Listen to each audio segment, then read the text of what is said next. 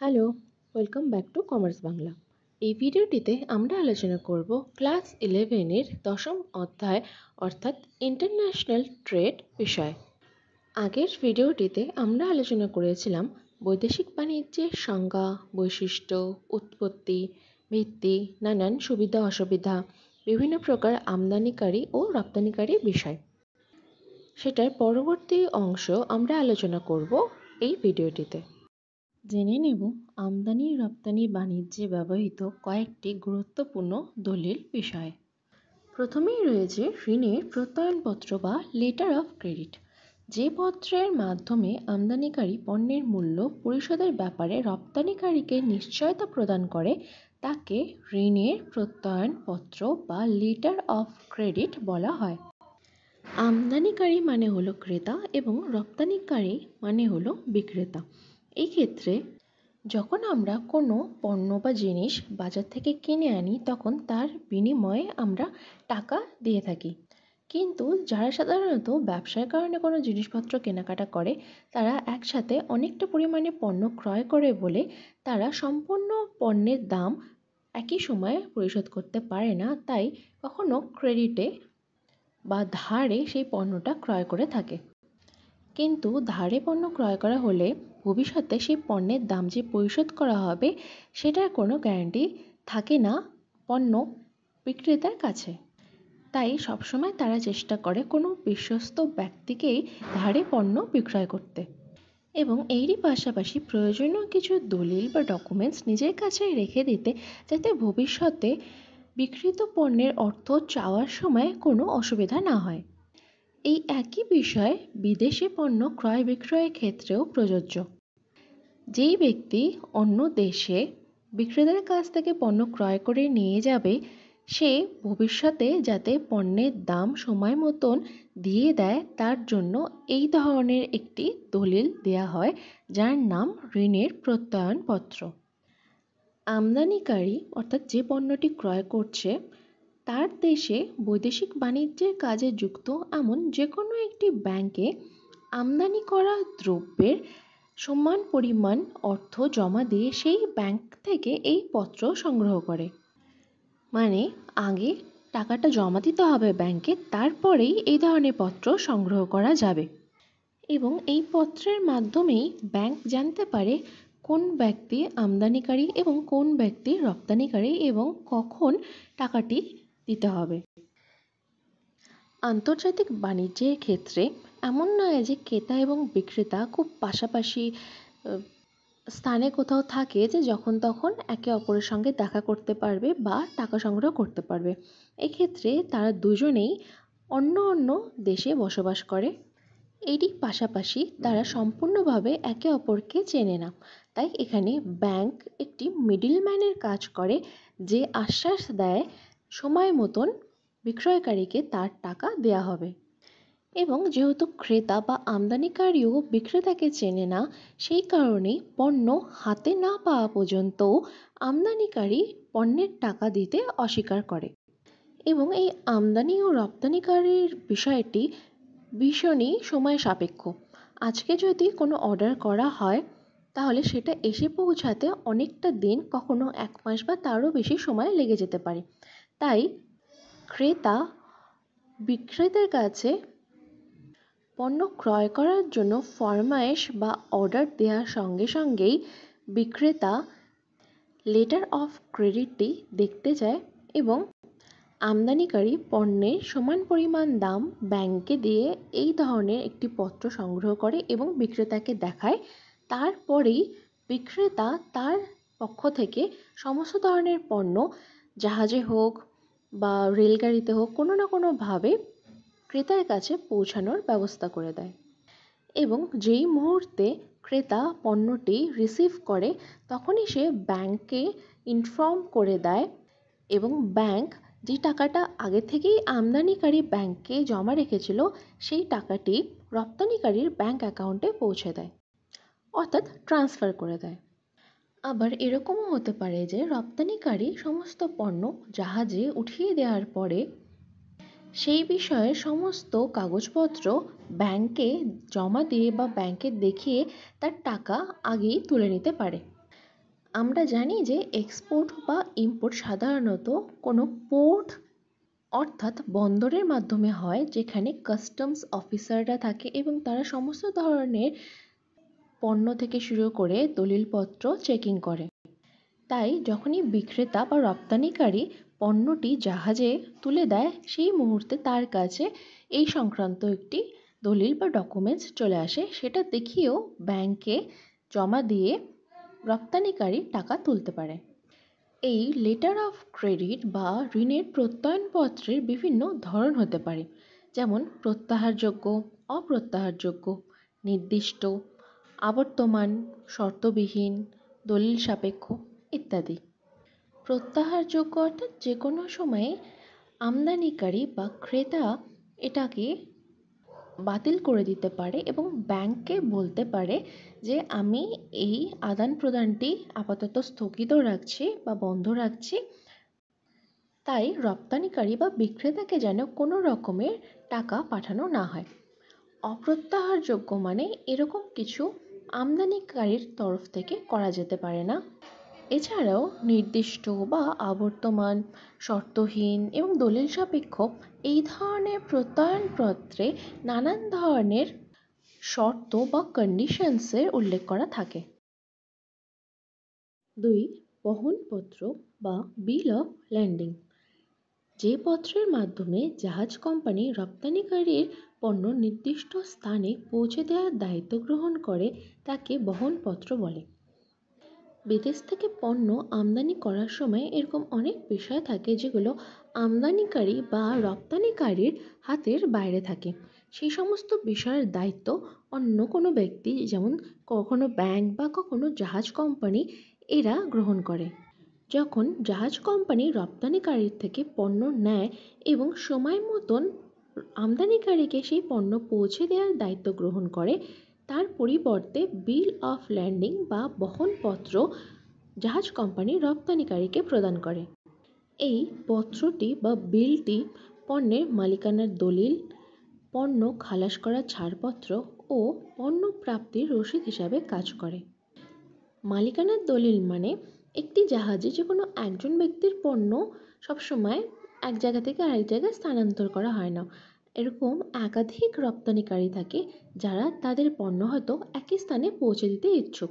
তাই সকলের থেকে এই ধরনের পণ্য সামগ্রী জাহাজে আপলোড করার পরে প্রত্যেককে আলাদা আলাদা ধরনের এরকম বিল প্রদান করা হয় এবং যেই ধরনের পণ্য একজন রপ্তানিকারী এই জাহাজের কর্মচারীদেরকে দিয়েছে সেটার একটা লিস্ট বানিয়ে সেটার বিলটা রপ্তানিকারীকে দেওয়া হয়, যাতে মালিকানাটা প্রকাশ পায় যে আচ্ছা এই ধরনের জিনিসগুলো এই এ বা বি নামক ব্যক্তির থেকে নেওয়া হয়েছে।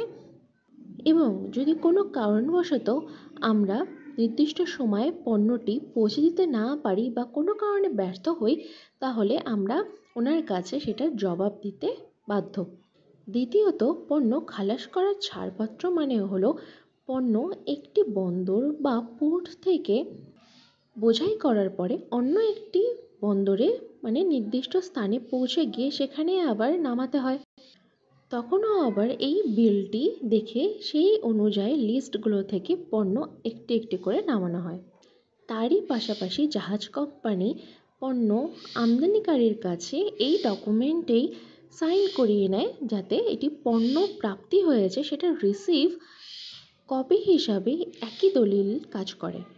যদি পণ্যদ্রব্যে বা মোড়কে অর্থাৎ প্যাকেজিংয়ে কোনো রকমের দোষ ত্রুটি না থাকে, তাহলে তার বহনপত্রকে বা বিল অফ ল্যান্ডিংকে নির্দোষ বহনপত্র বলা হয়। আবার যদি পণ্যদ্রব্য বা তার প্যাকেজিংয়ে বা মোড়কে কোনো রকমের দোষ ত্রুটি থাকে, তাহলে তার বহনপত্রকে ত্রুটি বহনপত্র বলা হয়। রপ্তানিকারী যদি জাহাজের যত ভাড়া হয় সেটা প্রদান করার পরে জাহাজে পণ্যগুলো আমদানিকারীর কাছে পাঠায়, তাহলে ফ্রাইট পেইড এই কথাটি লেখা থাকে। কিন্তু যদি জাহাজের ভাড়া প্রদান না করা হয়, তাহলে লেখা থাকে ফ্রাইট নট পেইড। এর মানে হলো আমদানিকারী যখন পণ্যগুলোকে সংগ্রহ করবে তখন আমদানিকারীকে জাহাজের ভাড়াটি দিয়ে দিতে হবে। এই বিষয়টি পুরোপুরি নির্ভর করে আমদানিকারী এবং রপ্তানিকারীর মধ্যে পারস্পরিক বোঝাপড়ার উপরে। যদি পণ্যের দামের সঙ্গেই রপ্তানিকারী বা বিক্রেতা জাহাজের ভাড়াটিও ধরে নিয়ে থাকে, তাহলে আমদানিকারী পরে আর প্রদান করে না। কিন্তু যদি রপ্তানিকারী বা বিক্রেতা শুধুমাত্র পণ্যের নির্দিষ্ট দামই ধরে নিয়ে আমদানিকারীর কাছে বা ক্রেতার কাছে সেই দামটাই চায়, তাহলে এই ধরনের এক্সট্রা বা অতিরিক্ত খরচ তখন আমদানিকারীকে পরবর্তীতে বহন করতে হয়। এই দলিলটি হস্তান্তরযোগ্য এবং এর আইনসঙ্গত অধিকারী জাহাজ কর্তৃপক্ষের কাছ থেকে পণ্যের দখল নিতে পারে। এর মানে হলো যে আমদানিকারী বা ক্রেতা তার পক্ষে হয়তো সম্ভব নয় যে সে বন্দর বা পোর্টে গিয়ে সমস্ত জিনিসপত্র এক এক করে নামাবে এবং সেটা চেক করে নেবে। তার কাছে যথেষ্ট পরিমাণে স্টাফ থাকতে পারে বা অন্য কোনো ব্যক্তি থাকতে পারে যে তার পরিবর্তে গিয়ে এই ধরনের পণ্যগুলো সংগ্রহ করতে পারে। তাই যখন আমদানিকারী তার নিজের পরিবর্তে অন্য কাউকে বন্দরে পাঠিয়ে পণ্য সামগ্রীগুলো সংগ্রহ করে, তখন এই দলিলটি হস্তান্তরযোগ্য হয়ে যায় এবং অন্য কেউ পণ্যের দখল নিতে পারে। তবে তার জন্য নির্দিষ্ট কোনো প্রমাণপত্র থাকতে হবে। তা না হলে যে কোনো অচেনা ব্যক্তি গিয়ে বলতে পারে যে এই পণ্যগুলো আমাকে আমদানিকারী পাঠিয়েছে এবং অচেনা যে কোনো ব্যক্তিগুলো নিয়ে চলে যেতে পারে। তাই সমস্ত বিষয়েই এবং প্রত্যেকটি স্টেপে নির্দিষ্ট প্রমাণপত্র অত্যন্ত জরুরি।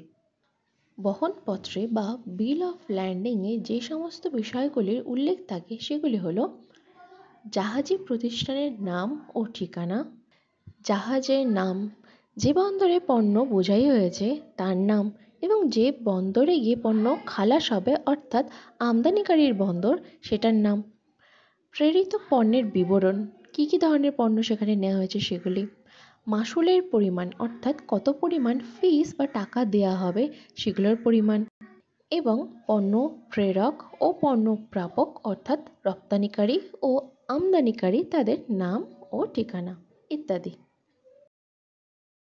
3. জাহাজি বিবরণী, শিপস রিপোর্ট।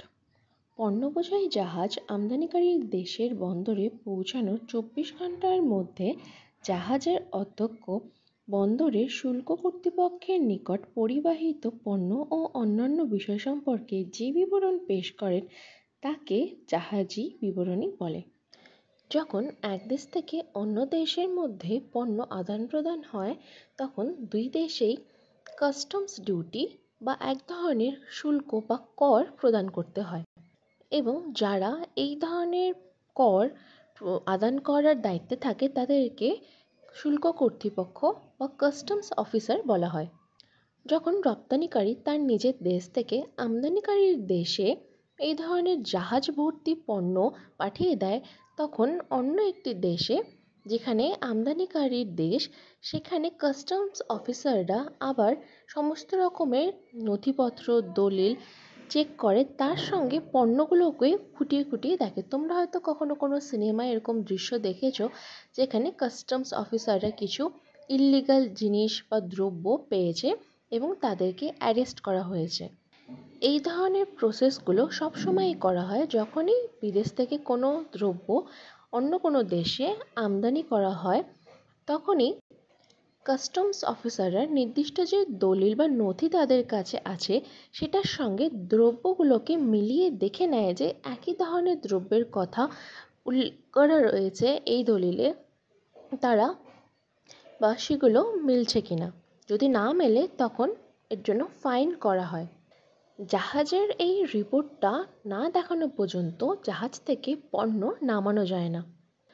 বা কখনো এরকমও হতে পারে যে লিস্টের মধ্যে যে ধরনের পণ্যগুলো উল্লেখ করা আছে জাহাজে করে তার থেকে বেশি পরিমাণে পণ্য আমদানি করা হয়েছে, তখন যেসব পণ্য এক্সট্রা আছে বা অতিরিক্ত আছে তাদের জন্য একটা ফাইন দিতে হয়। এই ধরনের কাজগুলো ভীষণই গুরুত্বপূর্ণভাবে করা হয় এবং একটি একটি করে দ্রব্য খতিয়ে দেখা হয় যে সমস্ত কিছু ঠিকঠাক রয়েছে কিনা। কারণ এটি একটি দেশের মধ্যেই একটি স্টেট বা রাজ্য থেকে অন্য একটি রাজ্য না, দুটি পৃথক দেশের মধ্যে আদান প্রদান, এবং এর মধ্যে বিভিন্ন ধরনের ঝুঁকি থাকতে পারে। যেমন কোনো রকমের আগ্নেয়াস্ত্র বা গানস, বোম, ড্রাগস, নানা কিছু আদান প্রদান হতে পারে। সাধারণত জাহাজী বিবরণীতে যে সকল বিষয় উল্লেখ করা থাকে সেগুলি হলো জাহাজের নাম, জাহাজের বহন ক্ষমতা, মানে কোনো নতুন জাহাজ সে অনেকটা পরিমাণে পণ্য বহন করতে পারবে যদি সে আকারে অনেকটা বড় হয়। আবার একই বিষয় কোনো পুরনো জাহাজ বা আকারে কোনো ছোট জাহাজ কম পণ্য বহন করতে পারে। সেই হিসাবেই জাহাজের বহন ক্ষমতার উল্লেখ করা থাকে। যে দেশের জাহাজ সেই দেশের নাম। পরিবাহিত পণ্যের বিস্তারিত বিবরণ, অর্থাৎ যে ধরনের পণ্য সেই জাহাজে করে নিয়ে আসা হয়েছে সেই সমস্ত পণ্যের বিস্তারিত বিবরণ। পণ্য প্রেরক এবং প্রাপক, অর্থাৎ রপ্তানিকারী ও আমদানিকারীর নাম, অধ্যক্ষের নাম মানে জাহাজ যার দায়িত্বে আছে তার নাম, যাত্রীদের সংখ্যা ইত্যাদি। 4. আগমপত্র বা বিল অফ এন্ট্রি। জাহাজ বন্দরে আসার পর মাল খালাসের উদ্দেশ্যে আমদানিকারক বা ইম্পোর্টার শুল্ক কর্তৃপক্ষ অর্থাৎ কাস্টমস অফিসারের কাছে পণ্যের বিবরণের যেই তালিকা দাখিল করেন বা তাকে দেখান তাকে বলা হয় আগমপত্র বা বিল অফ এন্ট্রি। কত টাকা শুল্ক বা কর দিতে হবে সেটা জানার জন্যই এই ধরনের পত্রটি দাখিল করা হয়। এখানে যে সকল পণ্য নিয়ে আসা হচ্ছে সেগুলোর একটা লিস্ট থাকে এবং সেটা দেখে কাস্টম অফিসাররা নির্ধারণ করে দেয় যে কত টাকা কর তাদেরকে দিতে হবে সেই পণ্যের জন্য। পরবর্তীতে আবার কাস্টম অফিসাররা এই লিস্টের সঙ্গে আসলে আসা পণ্যগুলোকে মিলিয়ে দেখে নেয় যে সমস্ত কিছু ঠিকঠাক রয়েছে কিনা। যদি কিছু কম বেশি হয় সেই হিসাবে আরও টাকা দিতে হতে পারে। সমস্ত কিছু ঠিকঠাক থাকলে কাস্টমস অফিসাররা অনুমতি দিলে তারপরেই জাহাজ থেকে সমস্ত পণ্য খালাস বা আনলোড করতে পারে। এখনো পর্যন্ত তোমরা 4 প্রকারের দলিল বিষয় জানলে। এগুলোর মধ্যে সবচেয়ে গুরুত্বপূর্ণ বিষয় হলো এটা মনে রাখতে হবে যে কোন দলিলটি কে কাকে প্রদান করে। যেমন প্রথমেই ছিল লেটার অফ ক্রেডিট বা ঋণের প্রত্যয়নপত্র, সেটা আমদানিকারী রপ্তানিকারীকে প্রদান করে এবং ব্যাংকের থেকে এটি সংগ্রহ করে। দ্বিতীয়টি ছিল বহনপত্র বা বিল অফ ল্যান্ডিং, এটি জাহাজ কোম্পানি রপ্তানিকারীকে প্রদান করে।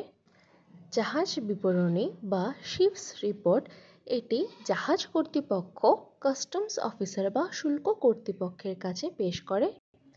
এবং বিল অফ এন্ট্রি বা আগমপত্র আমদানিকারী ব্যক্তি কাস্টমস অফিসারের কাছে প্রদান করে। এরপরে রয়েছে দর্শনীপত্র বা বিল অফ সাইট। জাহাজ বন্দরে আসার পর পণ্য সামগ্রী খালাসের উদ্দেশ্যে যদি আমদানিকারক শুল্ক কর্তৃপক্ষ বা কাস্টমস অফিসারের কাছে বিল অফ এন্ট্রি দেখাতে না পারে তাহলে এই ধরনের পত্র দেখানো হয়। কারণ বহনপত্র বা বিল অফ ল্যান্ডিং জাহাজ কর্তৃপক্ষের কাছ থেকে যদি আমদানিকারী তার হাতে না পায় এবং তার আগেই জাহাজটি বন্দরে এসে পৌঁছে যায় তাহলে আমদানিকারীর কাছেও এক্স্যাক্ট বা অ্যাকুরেট কোনো ডিটেলস থাকে না পণ্যের বিষয়ে। তাই আমদানিকারীও তখন আগমপত্র বা বিল অফ এন্ট্রি কাস্টমস অফিসারদেরকে প্রদান করতে পারে না। তাই তখন মোটামুটি একটা বিবরণ তৈরি করে কাস্টমস অফিসারদেরকে দিয়ে দেয়, যেটাকে বলা হয় দর্শনীপত্র বা বিল অফ সাইট। এই পত্রটি পাওয়ার পরে শুল্ক কর্তৃপক্ষ বা কাস্টমস অফিসার আমদানিকারীকে সমস্ত পণ্যগুলো একবার দেখার অনুমতি প্রদান করে। তারপরে সে তখন সমস্ত পণ্যগুলো দেখে নিয়ে বিল অফ এন্ট্রি প্রদান করে। কারণ বিল অফ এন্ট্রি অত্যন্ত সূক্ষ্মভাবে লেখা হয়ে থাকে। ধরো যদি কোনো পণ্যের ওজন 10 কেজি 100 গ্রাম, সেটাকে 10 কেজি 100 গ্রাম হিসাবেই দেখাতে হবে, 10 কেজি এভাবে দেখানো যাবে না। তাই বিল অফ এন্ট্রি প্রদান করতে না পারলে আনুমানিকভাবে কিছু একটা লিখে কোনো একটা কোয়ান্টিটি আইডিয়া করে লিখে নিয়ে বিল অফ সাইট দেখানো যায়। বাণিজ্য দূতের চালান বা কনজিউলার ইনভয়েস, যে পত্রে রপ্তানিকারীর দেশে অবস্থিত আমদানিকারীর দেশের বাণিজ্য দূত প্রেরিত পণ্যের সত্যতা স্বীকার করে স্বাক্ষর করেন তাকে বাণিজ্য দূতের চালান বলে। বাণিজ্য দূত কথাটির মানে হলো রিপ্রেজেন্টেটিভ। আমদানিকারী বা ইম্পোর্টারের পক্ষে সম্ভব নয় যে এক্সপোর্টারের দেশে গিয়ে সেখানে সমস্ত পণ্যগুলো যাচাই করে নেওয়া বা লিস্টগুলো ঠিক আছে কিনা সেটা মিলিয়ে নেওয়া। তাই আমদানিকারী নিজের একজন দূতকে বা রিপ্রেজেন্টেটিভকে রপ্তানিকারীর দেশে পাঠায়, সে সমস্ত পণ্য যাচাই করে নেয় এবং যাচাই করার পরে যদি দেখে সমস্ত কিছু ঠিক রয়েছে তাহলে সেখানে স্বাক্ষর বা সাইন করে দেয়। শুল্ক কর্তৃপক্ষ বা কাস্টমস অফিসারের কাছ থেকে পণ্য সামগ্রী খালাস করার সুবিধার্থে এই চালান ব্যবহার করা হয়। এবং এই ধরনের একটা চালান যদি থাকে তাহলে এই ক্ষেত্রে আমদানিকারীর পক্ষে সুবিধা হয় যে আগের থেকেই তার কাছে একটা লিস্ট রয়েছে যেটা থেকে সে ট্যাক্স বা শুল্ক প্রদান করতে পারবে।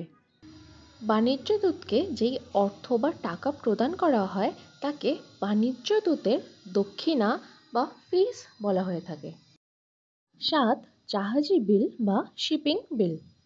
জাহাজে পণ্য বোঝাই করার আগে রপ্তানি শুল্ক বা এক্সপোর্ট ডিউটি ধার্য করার উদ্দেশ্যে রপ্তানিকারক অর্থাৎ এক্সপোর্টার পণ্যের যে বিশদ বিবরণ শুল্ক কর্তৃপক্ষ বা কাস্টমস অফিসারের কাছে দাখিল করেন তাকে জাহাজি বিল বা শুল্ক চালান বলে।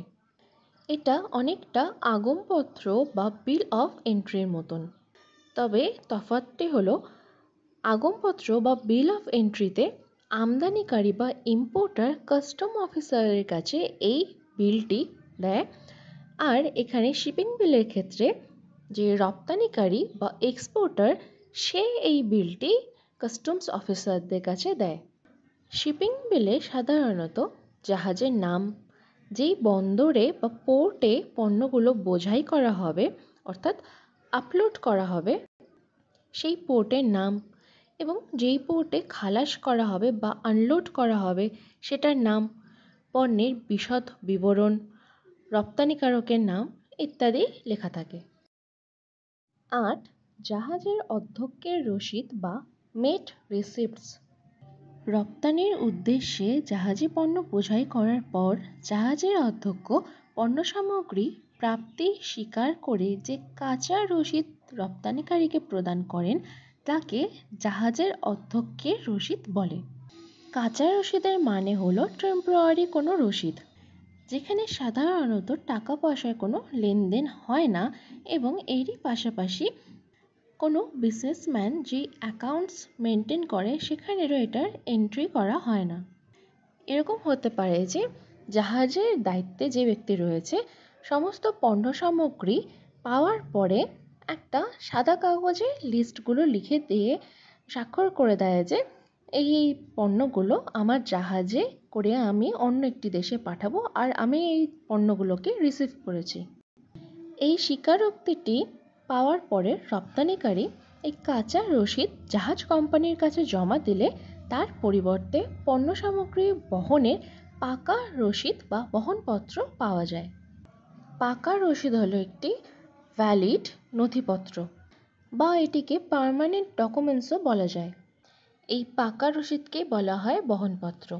সুতরাং জাহাজের অধ্যক্ষের রসিদ বা মেট রিসিপ্টস এটি হলো কাঁচা রসিদ বা কাঁচা বিল, আর বহনপত্র বা বিল অফ ল্যান্ডিং হলো পাকা রসিদ। 9. প্রভাব লেখ বা সার্টিফিকেট অফ অরিজিন। বৈদেশিক বাণিজ্যে আমদানি রপ্তানির ক্ষেত্রে শুল্ক বা ডিউটির ব্যাপারে বিশেষ সুবিধা লাভের জন্য পণ্যের উৎপত্তি স্থলের উল্লেখ করে যে প্রমাণপত্র দেওয়া হয় তাকে প্রভাব লেখ বা সার্টিফিকেট অফ অরিজিন বলে। রপ্তানিকারী সাধারণত এই প্রমাণপত্রটি আমদানিকারী বা ইম্পোর্টারকে প্রেরণ করেন এবং এই প্রমাণপত্র দেখিয়ে আমদানিকারী শুল্ক সম্পর্কে বিশেষ ছাড় আদায় করতে পারেন। এর কারণ হলো বিভিন্ন দেশের সঙ্গে আমাদের দেশের বাণিজ্যিক সম্পর্ক বিভিন্ন ধরনের এবং বিভিন্ন রকমের চুক্তিও স্বাক্ষর করা হয়ে থাকে বিভিন্ন দেশের মধ্যে। কোনো একটি নির্দিষ্ট দেশ থেকে আনা পণ্যের ওপরে হয়তো কম পরিমাণে ট্যাক্স প্রদান করতে হয় এবং একই ক্ষেত্রে একই পণ্য সামগ্রী অন্য কোনো দেশের থেকে আনা হলে হয়তো কর বা শুল্কের পরিমাণ একটু বেশি হয়ে যায়। তাই সার্টিফিকেট অফ অরিজিন দেখে নির্ধারণ করা যায় যে এই পণ্য সামগ্রীগুলোর উৎপত্তি বা প্রোডাকশন কোন দেশে করা হয়েছে। দলিলি হুন্ডি বা ডকুমেন্টারি বিল রপ্তানিকৃত বা এক্সপোর্টেড পণ্যদ্রব্যের মূল্য আদায় করার উদ্দেশ্যে রপ্তানিকারী বা এক্সপোর্টার একটি বাণিজ্যিক হুন্ডি তৈরি করেন এবং তার সঙ্গে রপ্তানি চালান, বহনপত্র, বাণিজ্য দূতের চালান, নৌ বিমাপত্র, প্রভবলেখ ইত্যাদি দলিলগুলি ব্যাংকের সাহায্যে আমদানিকারী বা ইম্পোর্টারের কাছে পাঠায়। এই সমস্ত দলিলগুলোকে একসঙ্গে বলা হয় দলিলি হুন্ডি বা ডকুমেন্টারি বিল। এই দলিল দুই ধরনের হয়। প্রথমত স্বীকার সাপেক্ষ হুন্ডি। এই হুন্ডিতে শুধুমাত্র আমদানিকারী বা ইম্পোর্টার সাইন করলেই তাকে সমস্ত দলিলপত্রগুলো দিয়ে দেওয়া হয়।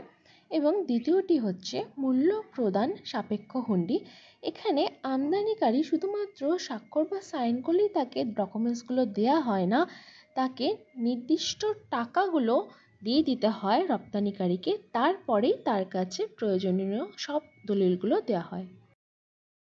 শুল্ক ও বন্দর কর্তৃপক্ষের ভূমিকা। Role of customs and port authorities. বৈদেশিক বাণিজ্যের ক্ষেত্রে বন্দর ও শুল্ক কর্তৃপক্ষের ভূমিকা খুবই গুরুত্বপূর্ণ। বন্দর ও শুল্ক কর্তৃপক্ষের সঠিক কার্যকলাপের ফলে অবাঞ্ছিত বা আনওয়ান্টেড পণ্য সামগ্রীর আমদানি রপ্তানি বন্ধ হয়। সরকারের রাজস্ব বা ট্যাক্স আদায়ও বৃদ্ধি পায়। এরই পাশাপাশি বৈদেশিক বাণিজ্য নিয়ন্ত্রিত হয়।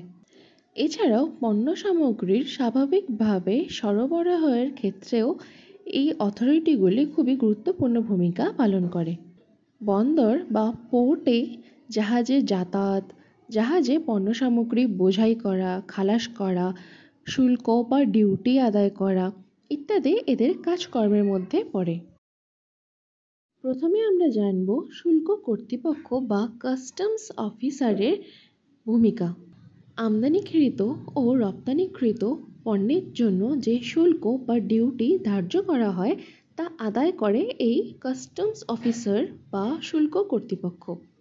শুধু শুল্ক আদায় নয়, যে সকল পণ্য সামগ্রীর আমদানি ও রপ্তানি আইনের দিক থেকে নিষিদ্ধ সেই সকল অবাঞ্ছিত বা আনওয়ান্টেড পণ্য সামগ্রীর আমদানি বা রপ্তানি যাতে বন্ধ থাকে তার ব্যবস্থা করাও এই শুল্ক কর্তৃপক্ষের দায়িত্ব। নিষিদ্ধ পণ্য সামগ্রীর মধ্যে রয়েছে বিভিন্ন ধরনের আগ্নেয়াস্ত্র বা ড্রাগস ইত্যাদি। পণ্য সামগ্রী রপ্তানির ক্ষেত্রে শুল্ক কর্তৃপক্ষ যে গুরুত্বপূর্ণ কাজগুলি করেন সেগুলি হলো রপ্তানির বা এক্সপোর্টের অনুমতিপত্র ও শুল্ক বা ডিউটি সম্বন্ধীয় চালান গ্রহণ করা, পণ্য সামগ্রীকে পরীক্ষা করা, রপ্তানি শুল্ক বা এক্সপোর্ট ডিউটি আদায় করা এবং অবশেষে পণ্য সামগ্রী রপ্তানির জন্য অনুমতি প্রদান করা।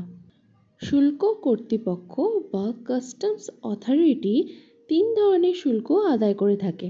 প্রথমত আমদানি শুল্ক বা ইম্পোর্ট ডিউটি, অর্থাৎ যখন বিদেশ থেকে কোনো পণ্য সামগ্রী দেশে নিয়ে আসা হয়।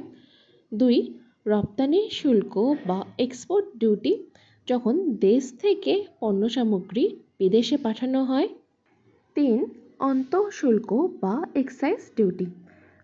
2017 সালে ভারতবর্ষে জিএসটি আসার পরে এই এক্সাইজ ডিউটি এখন আর আগের মতো প্রচলিত নয়, তবে কিছু কিছু পণ্য সামগ্রীর ক্ষেত্রে এখনও এক্সাইজ ডিউটি বা অন্তঃশুল্ক ধার্য করা হয়, যেমন পেট্রোলিয়াম, অ্যালকোহল বা টোব্যাকো এই ধরনের পণ্য সামগ্রীর ক্ষেত্রে।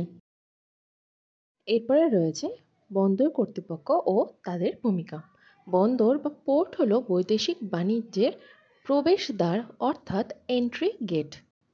এই বন্দরের মাধ্যমে বেশিরভাগ ক্ষেত্রে আমদানি ও রপ্তানির কাজ চলে। তাই এই বন্দরের ভূমিকা আন্তর্জাতিক ব্যবসার ক্ষেত্রে অর্থাৎ দেশের বাইরে ব্যবসা বাণিজ্যকে আরও বাড়াতে খুবই গুরুত্বপূর্ণ। এই বন্দরগুলির নিয়ন্ত্রণ ও পরিচালনার ভার থাকে বন্দর কর্তৃপক্ষ বা অথরিটির ওপরে। বন্দর কর্তৃপক্ষ প্রধানত যেই সমস্ত কাজগুলো সম্পাদন বা পালন করে থাকে সেগুলি হলো: ১. বন্দর রক্ষণাবেক্ষণ ও জাহাজের চলাচলের সুব্যবস্থা, অর্থাৎ যে কোনো পোর্টে সমস্ত রকমের সিকিউরিটির দায়িত্ব এই সমস্ত কর্তৃপক্ষের। ২. জাহাজের গতিপথ ও যাতায়াত নিয়ন্ত্রণ করা। স্থলে যেমন বিভিন্ন ধরনের রাস্তা থাকে, জলপথেও সেরকম নানান ধরনের রাস্তা থাকে। সেই রাস্তাগুলোর মধ্যে কোন রাস্তা দিয়ে জাহাজটা চালানো হবে, তার গতিবেগ কত হবে, কিভাবে সেটা নিয়ন্ত্রণ করা হবে, এই সমস্ত দায়িত্ব পালন করে এই বন্দর কর্তৃপক্ষ। ৩. জাহাজে পণ্য বোঝাই ও জাহাজ থেকে পণ্য খালাসের ব্যবস্থা। ৪. বন্দর শুল্ক নির্ধারণ ও শুল্ক আদায়ের ব্যবস্থা করা।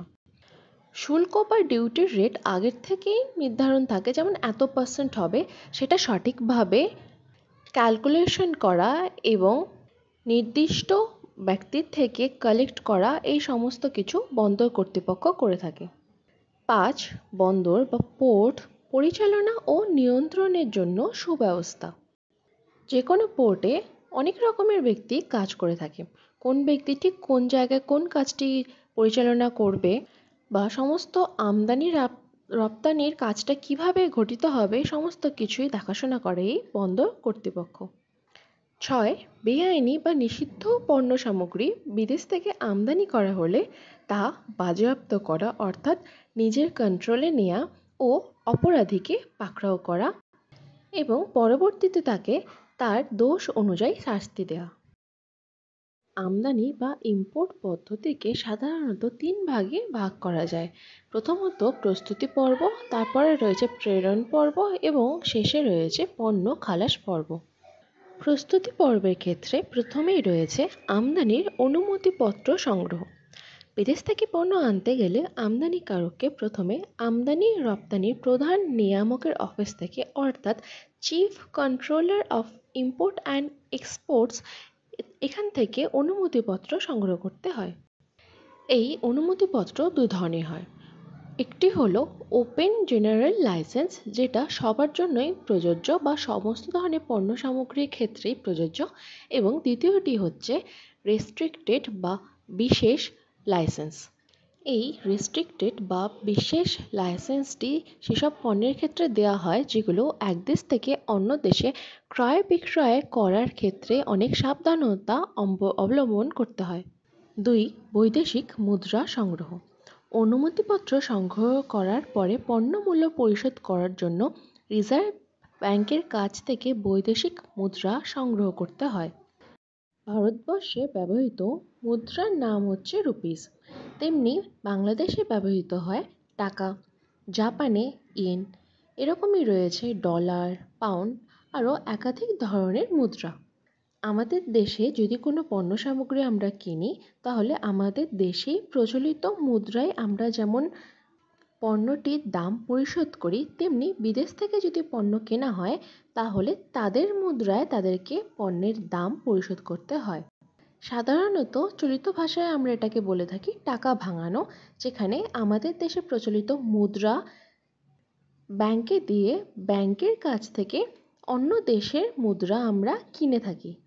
এখানে নির্দিষ্ট পরিমাণে এক্সচেঞ্জ রেটও রয়েছে, সেটার হিসাবেই এই টাকাটা প্রদান করা হয় বা দেওয়া নেওয়া হয়। ৩. ফরমাশপত্র প্রদান।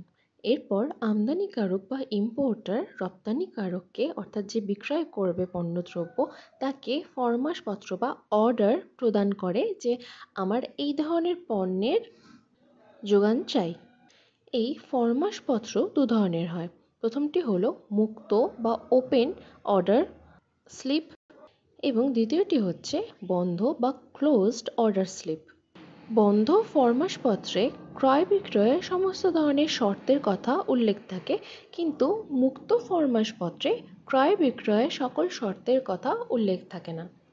ক্রয় বিক্রয় শর্ত মানে হচ্ছে কবে ঠিক পণ্যটা সাপ্লাই করা হবে বা পণ্যের দাম কি হবে, কোয়ান্টিটি কতটা হবে, এসব বিষয়। 4, ঋণের প্রত্যয়নপত্র বা লেটার অফ ক্রেডিট। এই বিষয়ে আমরা আগেই আলোচনা করেছি। পণ্যের মূল্যপ্রাপ্তি সম্বন্ধে রপ্তানিকারকের সংশয় বা চিন্তা দূর করতে আমদানিকারক এরপর রপ্তানিকারককে ঋণের প্রত্যয়নপত্র পাঠায়। এই প্রত্যয়নপত্র বা লেটারের মাধ্যমে রপ্তানিকারককে অর্থাৎ এক্সপোর্টারকে সাধারণত ইম্পোর্টার তার ব্যাংকের মাধ্যমে প্রতিশ্রুতি দেন যে এক্সপোর্টারের পক্ষ থেকে কোনো বাণিজ্যিক হুন্ডি বা কমার্শিয়াল বিল কাটা হলে ব্যাংক সেই অর্থ পরিশোধ করবে। কারণ যখনই ইম্পোর্টার অর্ডারটা করে তখনই সঙ্গে সঙ্গে সে ব্যাংকেও একই পরিমাণের টাকা জমা দেয় এবং নির্দিষ্ট একটা রসিদ কালেক্ট করে, এবং প্রয়োজনে যখন এক্সপোর্টার বা রপ্তানিকারক ব্যাংককে বলে, ব্যাংক সেখান থেকে টাকা এক্সপোর্টারকে দিয়ে দেয়। প্রস্তুতি পর্বের শেষ ধাপটি হচ্ছে বৈদেশিক মুদ্রার বিনিময় হার নির্ধারণ। মুদ্রার বিনিময় হারের অর্থাৎ এক্সচেঞ্জ রেটের পরিবর্তনের ফলে যাতে কোনো পক্ষই ক্ষতিগ্রস্ত না হয় তার জন্য আগে থেকে বিনিময় হার স্থির করে চুক্তি করতে হয়। তা না হলে পণ্যমূল্য পরিশোধের সময় ওই বিষয়ে আমদানি ও রপ্তানিকারকের মধ্যে বিরোধ দেখা দিতে পারে। যেমন ধরো, আজকে ভারতে অবস্থিত কোনো একজন আমদানিকারী বিদেশে বসবাসকারী একজন রপ্তানিকারীকে পণ্য ক্রয় করার একটা ফরমাশ বা অর্ডার দিল, এবং রপ্তানিকারী বলল এই পণ্যটির বদলে তার $100 চাই। এবার ধরা যাক আজকে $100 ভারতীয় মূল্য হচ্ছে 8,000 টাকা বা রুপিস। কিন্তু যখন পণ্যদ্রব্যটি ভারতে এসে পৌঁছালো তখন $100 মূল্য ভারতীয় অঙ্কে হয়ে যাচ্ছে 9,000 রুপিস, অর্থাৎ প্রায় 1,000 রুপিসের পার্থক্য দেখা দিচ্ছে এখানে। তাই আগের থেকেই এক্সচেঞ্জ রেটটি নির্ধারণ করে নিতে হয় যে আজকে যখন আমি অর্ডার করছি, আজকে যদি $100 ভারতীয় মূল্যে হচ্ছে 8,000 রুপিস, আমি যখন পণ্যদ্রব্যটি সংগ্রহ করব বা পাবো তখন আমি যেই দামটা দেব সেটা 8,000 রুপিসই দেব, তখনকার মূল্য হিসাবে 9,000 রুপিস প্রদান করব না। সুতরাং প্রস্তুতি পর্বের বিভিন্ন ধাপগুলি হলো: প্রথমে আমদানির অনুমতিপত্র সংগ্রহ করা, দ্বিতীয়ত বৈদেশিক মুদ্রা সংগ্রহ করা, তৃতীয়ত ফরমাশপত্র প্রদান করা, চতুর্থত ঋণের প্রত্যয়নপত্র প্রেরণ করা, এবং পঞ্চমটি হচ্ছে বৈদেশিক মুদ্রার বিনিময় হার নির্ধারণ করা। এরপরে জানব পণ্য প্রেরণ পর্বের বিভিন্ন ধাপগুলি বিষয়। প্রথমেই রয়েছে পণ্য প্রেরণের পত্র প্রাপ্তি। আমদানিকারককে বা ইম্পোর্টারকে পণ্য প্রেরণের সংবাদ সংবলিত পত্রের জন্য অপেক্ষা করতে হয়। অর্থাৎ এই পত্র বা লেটারের মাধ্যমে ইম্পোর্টার জানতে পারবে যে ইম্পোর্টার যে পণ্যগুলো অর্ডার করেছে সেগুলো কোন জাহাজের মাধ্যমে বা কোন তারিখে বা কবে কিভাবে প্রেরণ করবে। এটি ছাড়াও রয়েছে বিভিন্ন দলিল প্রাপ্তি। দলিলি হুন্ডি বা ডকুমেন্টারি বিল সম্পর্কে আমরা আগেই আলোচনা করেছি। রপ্তানিকারী বা এক্সপোর্টার তার ব্যাংকের মাধ্যমে আমদানিকারীকে বাণিজ্যিক হুন্ডি, চালান, বহনপত্র, মাশুলের রসিদ, নৌ বিমাপত্র, বাণিজ্য দূতের চালান, প্রভব লেখ ইত্যাদি পাঠায়। স্বীকৃতি সাপেক্ষ হুন্ডি হলে হুন্ডিতে স্বীকৃতি দিয়ে অর্থাৎ সাইন করে বিভিন্ন ধরনের দলিলপত্র সংগ্রহ করা যায়, কিন্তু মূল্য প্রদান সাপেক্ষ হুন্ডি হলে হুন্ডিতে লিখিত অর্থ প্রদান করার পরেই পণ্য সামগ্রী খালাসের দলিলপত্র সংগ্রহ করতে হয়। এরপরে রয়েছে পণ্য খালাস পর্ব। এর প্রথম ধাপটি হলো শুল্ক বিভাগীয় আনুষ্ঠানিকতা পালন ও পণ্য খালাসের ব্যবস্থা। জাহাজ বন্দরে আসার পরে জাহাজের অধিনায়ক বা ক্যাপ্টেন শুল্ক কর্তৃপক্ষকে অর্থাৎ কাস্টমস অথরিটিকে জাহাজী বিবরণী পাঠায়, যেখানে জাহাজের নাম, দেশের নাম, কত ধরনের পণ্য পরিবহন করা হচ্ছে সেটার নাম, পণ্যের প্রেরকের নাম এবং প্রাপকের নাম, যাত্রী সংখ্যা ইত্যাদি উল্লেখ করা থাকে। এবং অন্যদিকে আমদানিকারককে অর্থাৎ ইম্পোর্টারকে পণ্য সামগ্রী খালাস করার জন্য কাস্টমস অথরিটিকে 3 কপি আগমপত্র বা বিল অফ এন্ট্রি জমা দিতে হয়, যেখানে পণ্যের সম্পূর্ণ ধরনের বিবরণ এবং মূল্য ইত্যাদি উল্লেখ করা থাকে।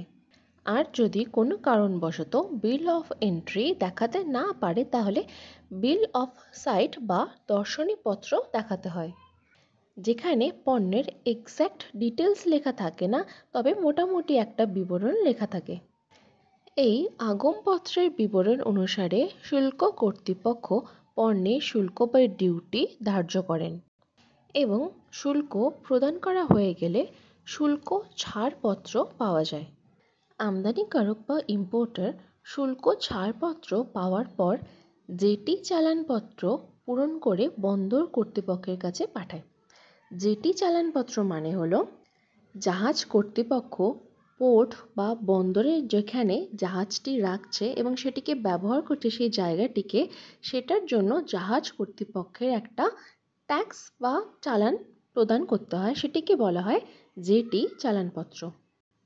জেটির শুল্ক প্রদান করা হলে তারা পণ্যদ্রব্য পরীক্ষা করে এবং পণ্যের উপরে সম্পূর্ণ শুল্ক নিরূপিত হয়েছে, অর্থাৎ সমস্ত ধরনের কর বা ডিউটি প্রদান করা হয়েছে এই কথাটি লিখে দেন।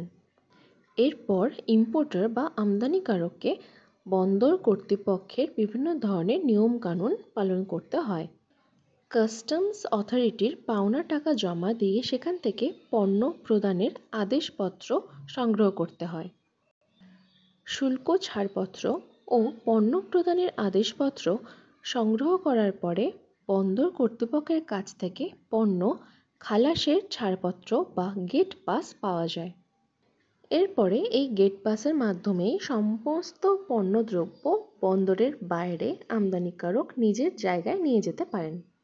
যদি কোনো কারণবশত আমদানিকারক বা ইম্পোর্টার শুল্ক বা ডিউটি অর্থাৎ ট্যাক্স দিতে না পারে, তাহলে শুল্ক বিভাগের গুদামঘর থাকে, সেখানে সমস্ত পণ্যদ্রব্য নির্দিষ্ট পরিমাণে ভাড়া বা রেন্ট দিয়ে রাখা যায় এবং পরে সমস্ত ট্যাক্স প্রদান করার পরে সেখান থেকে পণ্যগুলো ছাড়িয়ে নিয়ে যাওয়া যায়। শেষ ধাপটি হচ্ছে ক্ষতিপূরণ দাবি ও লেনদেনের পরিসমাপ্তি। এটি সবার ক্ষেত্রে প্রযোজ্য নয়। যদি কোনো কারণে আমদানি করা পণ্যদ্রব্যের ক্ষতি হয় তাহলেই এই ধাপটির প্রয়োজন পড়ে। এক দেশ থেকে অন্য দেশে পণ্য সামগ্রী নিয়ে আসার সময় হতেই পারে জাহাজে বা অন্য কোথাও পণ্যদ্রব্য কোনো ক্ষয়ক্ষতি হলো অথবা পণ্যদ্রব্য চুরি হয়ে গেল। সেক্ষেত্রে বীমা কোম্পানির কাছ থেকে ক্ষতিপূরণ আদায় করতে হয় এবং সবশেষে অর্ডার বা ফরমাশপত্র অনুযায়ী সমস্ত পণ্য যদি আমদানিকারক অর্থাৎ ইম্পোর্টার পায় তাহলেই এই লেনদেনের সমাপ্তি ঘটে। কিন্তু কোনো বিষয়ে যদি গরমিল হয় তাহলে পত্রালাপের মাধ্যমে অর্থাৎ চিঠি লিখে বা মেল করে তার নিষ্পত্তি করতে হয়। এই ভিডিওটিতে আমরা আলোচনা করলাম আমদানি রপ্তানি বাণিজ্যে ব্যবহৃত বিভিন্ন দলিল বিষয়ে, এরই পাশাপাশি শুল্ক ও বন্দর কর্তৃপক্ষের ভূমিকা এবং আমদানির সাধারণ পদ্ধতি বিষয়ে। পরবর্তী ভিডিওটিতে আমরা আলোচনা করব শুল্ক ও বন্দর কর্তৃপক্ষের কাছ থেকে আমদানিকৃত পণ্য সামগ্রী খালাসের পদ্ধতি, রপ্তানির সাধারণ পদ্ধতি, সাম্প্রতিক আমদানি রপ্তানি নীতির অর্থাৎ এক্সিম পলিসির পরিবর্তন, এক্সিম নীতির উদ্দেশ্য, বিশ্ব বাণিজ্য সংস্থা বা ওয়ার্ল্ড ট্রেড অর্গানাইজেশন বিষয়, বিশ্ব বাণিজ্য সংস্থা সৃষ্টির ইতিহাস বিষয়, বিশ্ব বাণিজ্য সংস্থার গঠন এবং কার্যাবলী বিষয়। এখানেই শেষ হচ্ছে এই ভিডিওটি। আশা করি তোমরা সমস্ত বিষয়গুলো ভালো মতন বুঝতে পেরেছো এবং খাতায় লিখে নিয়েছো। পরবর্তী ভিডিওটি খুব তাড়াতাড়ি নিয়ে আসবো তোমাদের জন্য। ততক্ষণ ভালো থেকো, সুস্থ থেকো, পড়াশোনা করো আর দেখতে থাকো কমার্স বাংলা।